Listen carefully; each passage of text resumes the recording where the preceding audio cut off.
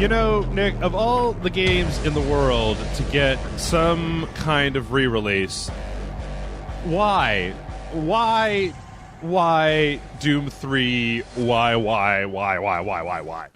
I know, like, were there people asking for this in the first place? Like, it just kind of faded from memory, and then I didn't even know it was coming out until you reminded me and told me to play it. Yeah, I have a strong feeling that a lot of this is due to John Carmack's work with like the VR displays that he's doing right now, and that they were just like, well, we totally patched Doom 3 so she can use it with a VR headset. And Bethesda's like, you know what? Sell it. Sell that shit. Just put everything into a box and sell it. No, it'll be fine. People will like it.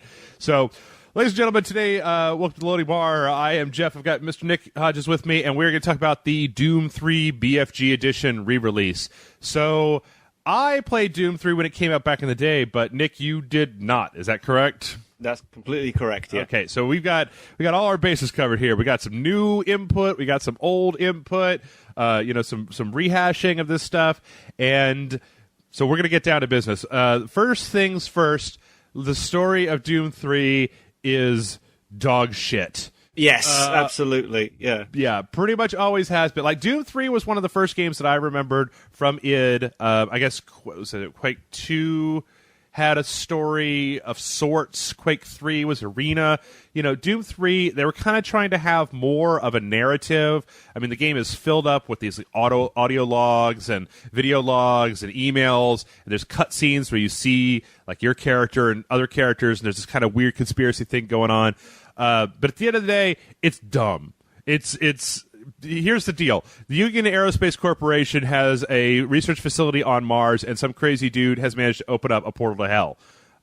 Everything starts pouring through hell, and you, the one lone space marine, have to kill everything. Which begs the question that it always begs of why is your character so good at this when everybody else, all of these Marines in this military base, seem to just be like this? It seems like it's their first date, Nick. Like whenever you see them trying to fight, they're just like they're just like waving their guns around, screaming. They might as well be like Girl Scouts with little ribbons in their hair, you know. But and technically, your character, it's also his first day on the job because he's just arrived, and somehow he's Arnold Schwarzenegger, and he's just tearing through the very best that hell has to offer him. He just came back from the John Rambo Academy for Badasses on Earth. Yeah. He had there for 6 months worth of training.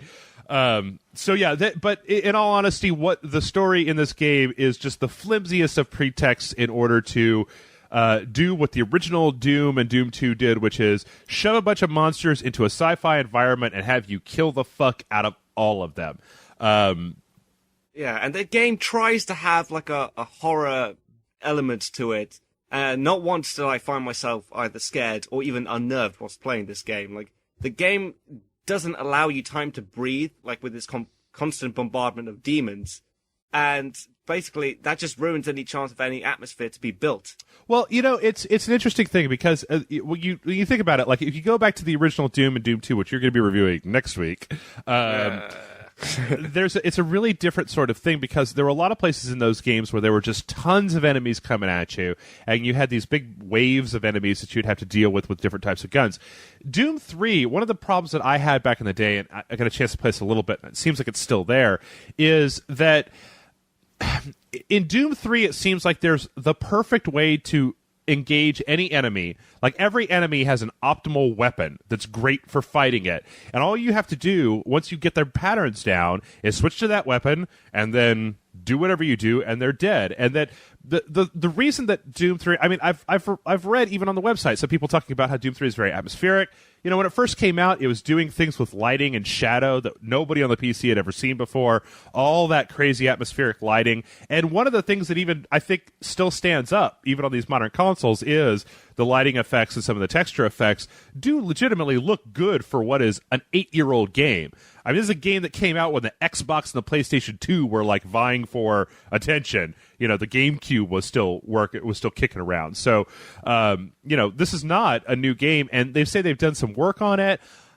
I think it looks okay. I mean, I've seen 8-year-old games that definitely look worse than this. There's still some kind of weirdness. The one thing, and tell me if you notice this too, Nick, these dudes have some sharp-ass heads is all I'm saying. Yeah, definitely. Yeah.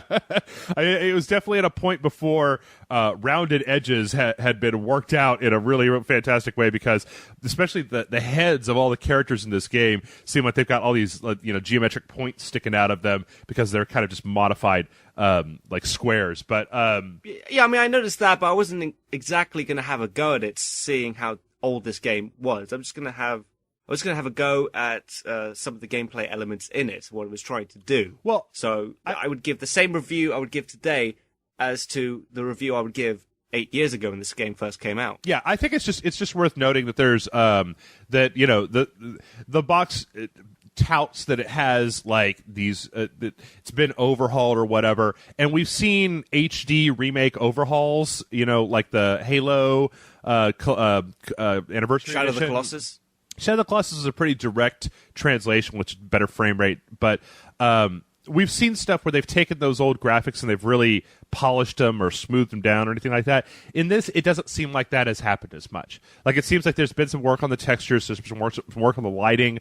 The controls definitely had an overhaul, but it doesn't even seem like they went back in and like redid any of the meshes for, or not. That's the wrong term, not the meshes, but it doesn't seem like they recreated any of those characters. Like, they're the original No, you'll see models. You'll see a little bit more wrinkles and freckles on their faces, but that's really about it. Yeah. So, but the biggest problem, and the thing that I've always had an issue with Doom 3, is that I don't know if we've ever had this on, if we ever talked about this on the show before, but it used to be a big thing you would see all the time, which is monster closets.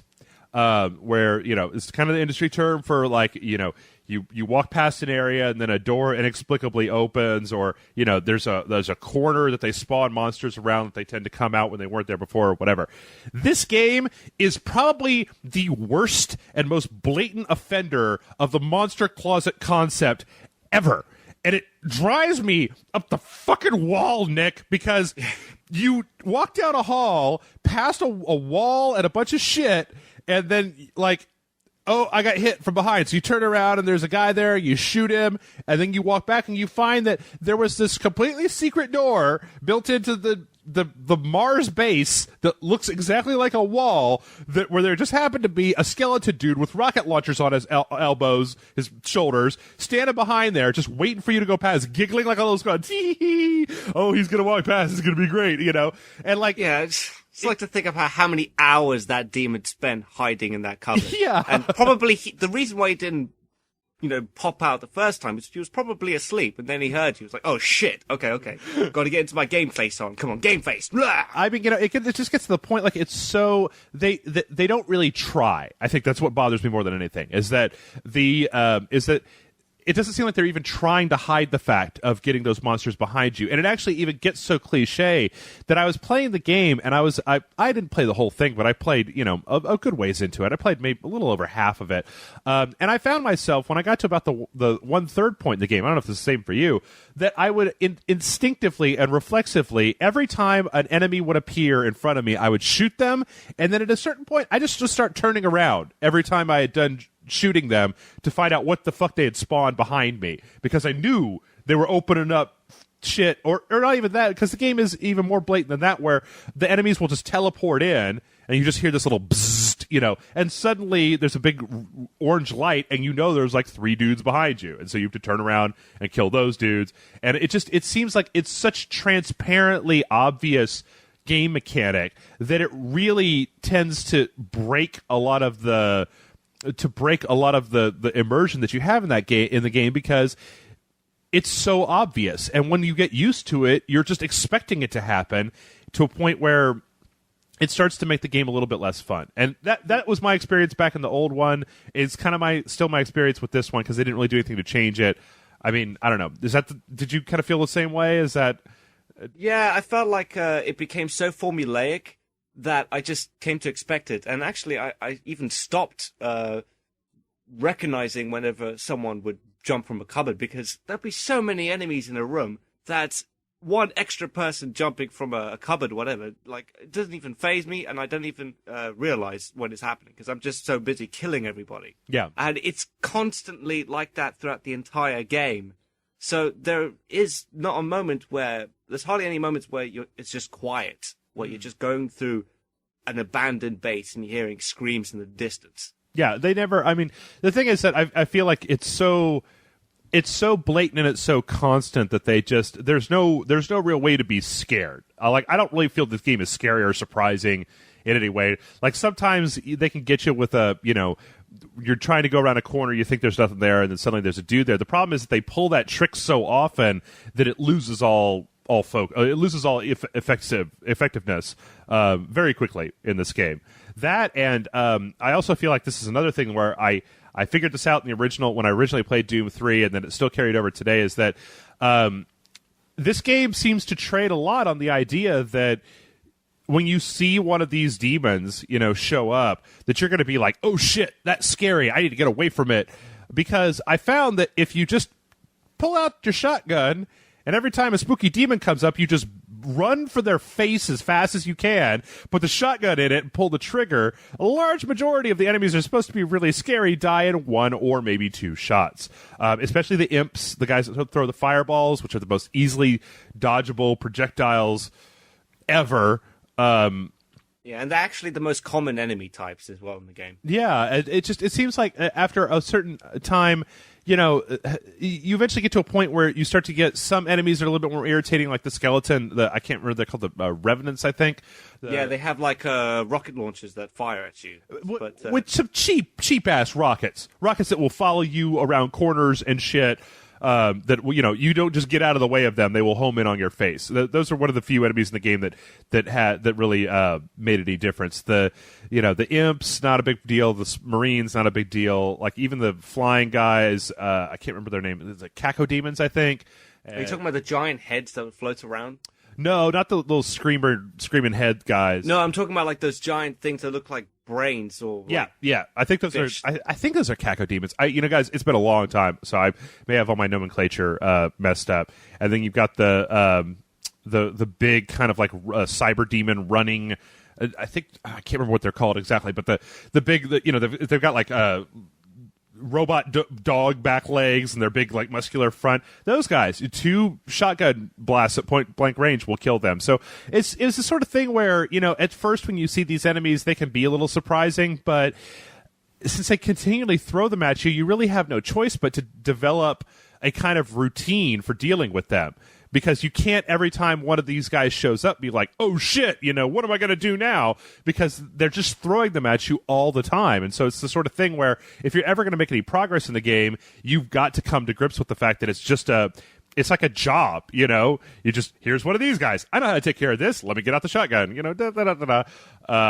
and so I found that still kind of carried over for me with this edition of the game. Yeah, I find that after an hour of playing this game, you've pretty much played the entire game. That's exactly what you're going to be getting for the 11 hours experience you're going to get.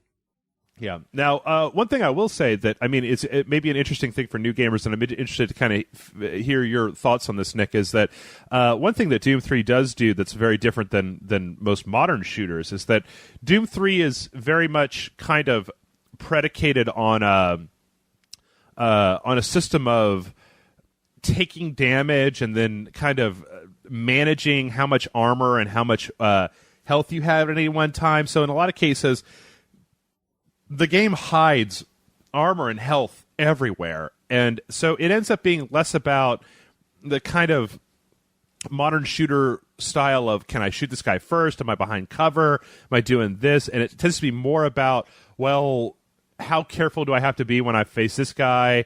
And is there some health in the next room? It's more about managing how much health you have left. Because and it's something that I could almost recommend to a lot of people. I'd be interested to kind of know what you think about this. Is that unlike a lot of current generation shooters, you don't have regenerating health in here. You have finite health and finite armor, and every time you get hit, that number goes down, and you have to replenish it with power-ups in the environment.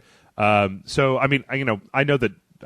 I know this isn't the first time you've ever played a game that doesn't have regenerating health, Nick, but just with everything that we've been playing recently, how do you feel like that worked for you? Do you think it made things any more tense or less tense? Was it just more of a chore to deal with, or what? Well, I felt not really, because I played so many games in the past where it was that old system that I just kind of fell right back into it. And one of the things I do like is the times where most of the health and especially ammunition would be in special locker rooms, which you had to find the key code in order to open them. Yep. It's like quite ridiculous throughout most games where you would find ammo and health just lying around on the floor or something. It would make sense that you would find these items in a locker room. The only thing that kind of bugged me a little bit is that why is it that the fucking scientists have all the key codes but none of the soldiers do? It makes no sense. Like, what the hell is a scientist going to need a minigun for during his experiment? I will go you one further and say that the thing that made me slap myself in the head more often, I just sit at my computer going, come on, come on, come on. Why does everybody feel the need in their audio logs to jabber on for 10 minutes only to say the key code for the locker in the last 10 seconds of their 20-minute audio recording? Today I had some lunch, then we went to the mall, and I don't know, Jacobs has been acting weird, and I don't think about going home, and I don't know if I should have brownies for lunch, and blah, blah, blah, blah, blah, blah. And oh, by the way, the plasma locker's code is 247. You're like, yeah. Could you set that up front? Like, I changed the code, it's 247. Now I'm going to talk about my day for 20 minutes. It was the sort of thing where I remember there was one point where I was listening to this audio log, and I was just like, oh, God, please come on. Just say it.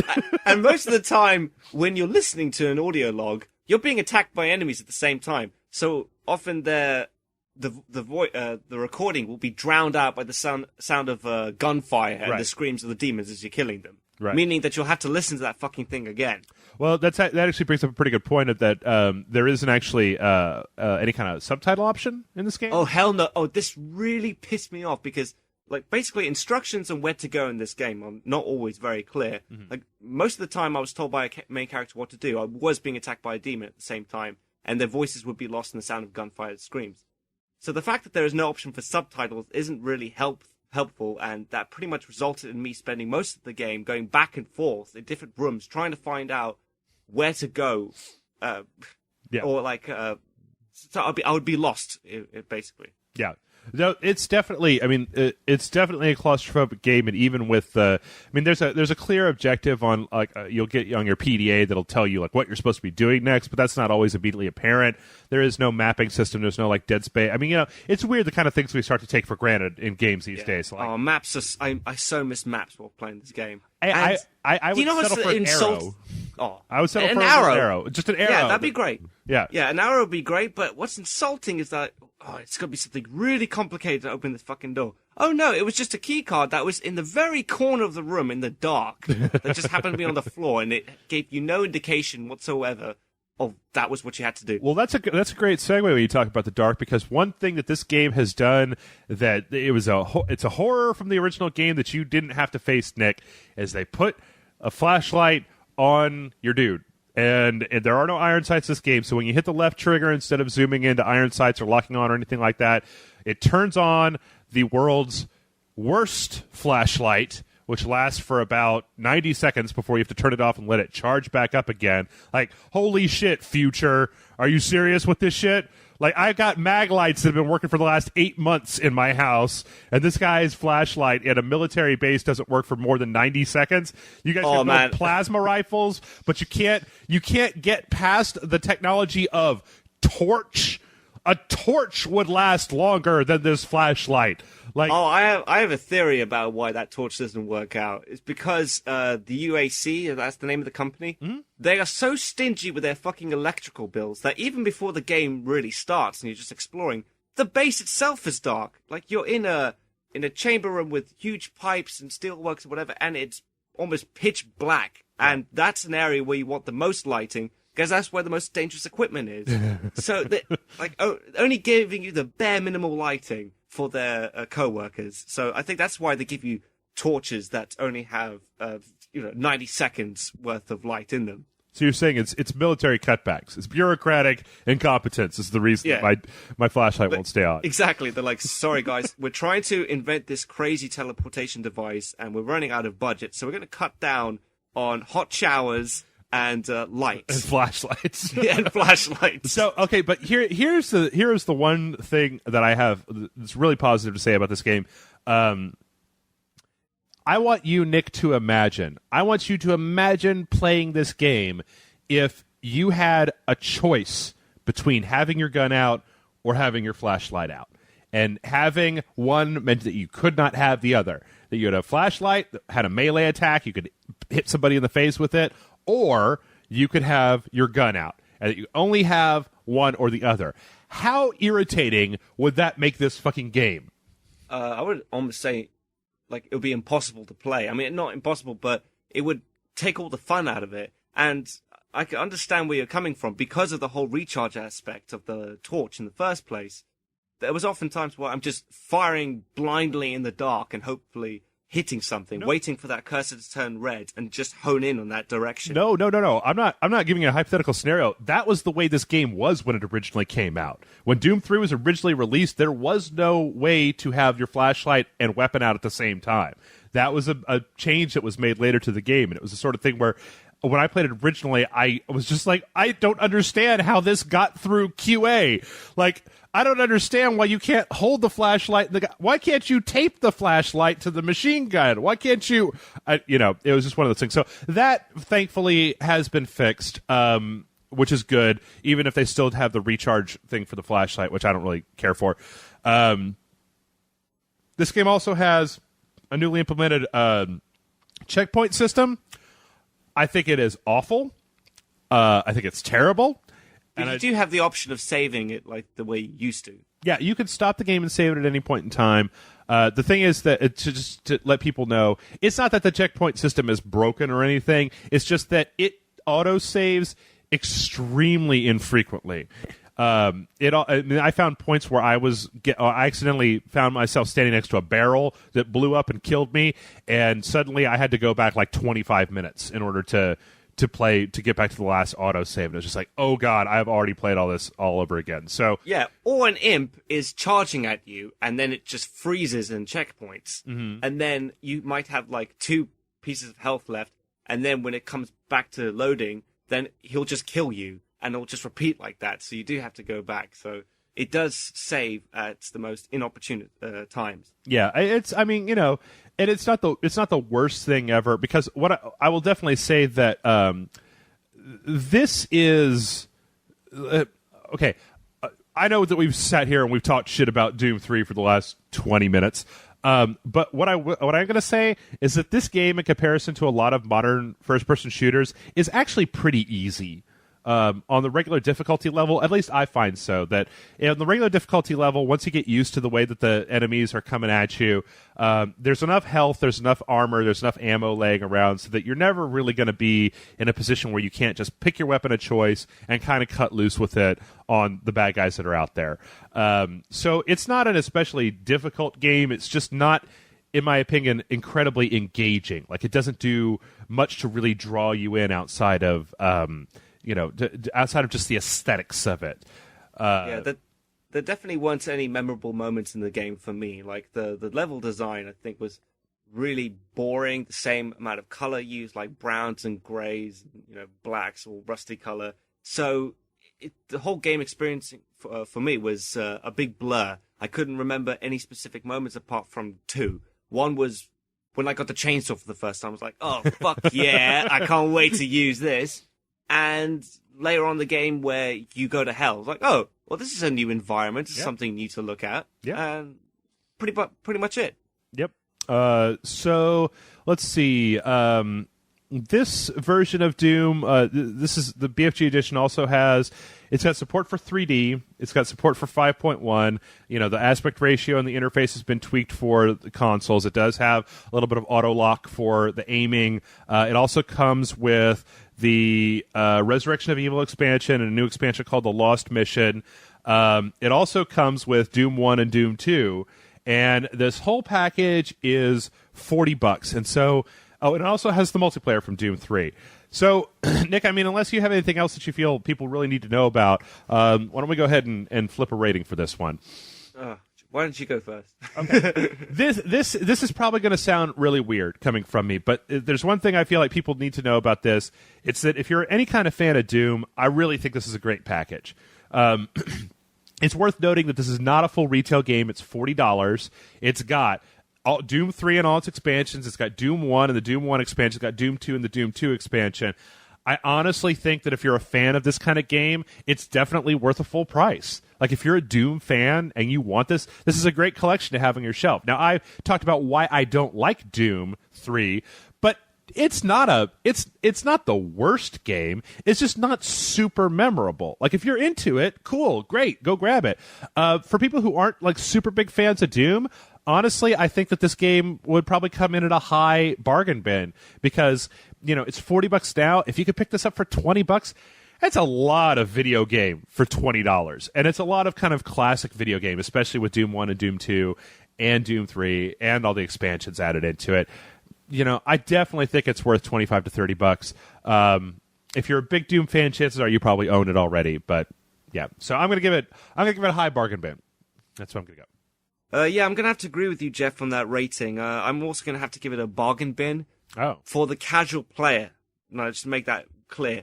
For the casual player who's looking for a new first-person shooter, I definitely don't think that this is anything that needs to be paid full retail price as they're setting now.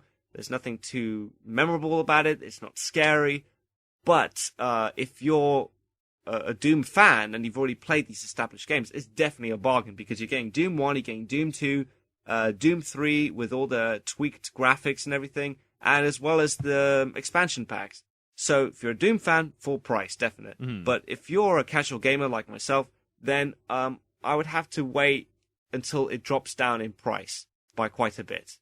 So yeah, that's my rating. Okay. That's fair enough.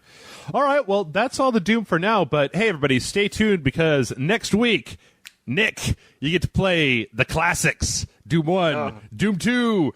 Oh my god, I played a little bit of these because I was just like, yes, those games, those games are awesome, and I can't wait to see what you have to say about them because they are a big part of gaming history. Oh man, the last time I played Doom 2, I think I was in my public library or something like that. Like sneaking, like pretending to be reading books or something and really just playing Doom 2 in the corner, hoping that my mum doesn't come back early to pick me up or something. All right, everybody. Well, stay tuned next week, and Nick's going to come back and he's going to tell us all about what do we think about Doom and Doom 2.